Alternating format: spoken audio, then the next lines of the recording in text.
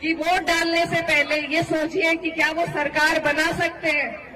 अगर वो सरकार के नजदीक पहुंचते हैं तो आप बेशक वोट उन्हें दे दीजिए, लेकिन वो नहीं पहुंचेंगे। उन्हें अगर वोट दिए जाएंगे, बटेंगे अगर हमारे वोट, तो सरकार फिर से भाजपा की बनेगी। और इस बार भाजपा नीतीश जी को मुख्यमंत्री भी नहीं बनाएगी, इस बार वो खुद कब्जा लेगी। तो अब तक जो हालात थे वो बद से बदतर आपके हो जाएंगे। इसलिए आपको पहले ही अपनी सुरक्षा करनी है, और उसका जरिया मैंने जैसा आपको बताया सिर्फ वोट का है आपके पास।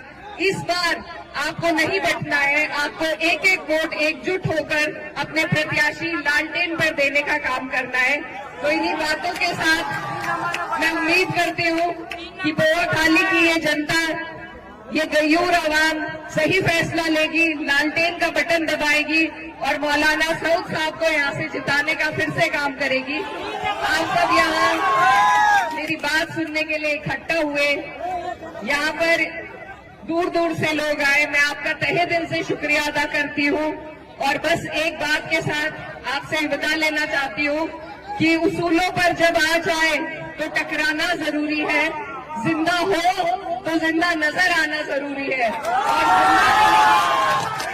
और जिंदा कौम की और जिंदा दिल्ली की अगर सबसे बड़ी मिसाल कोई हो सकती है तो वो इस बार इस सरकार को उखाड़ फेंकने की ही मिसाल आपको देनी है। आप सबका यहाँ आने के लिए बहुत बहुत शुक्रिया, धन्यवाद। दुआओं में याद रखिएगा। अस्सलाम वालेकुम।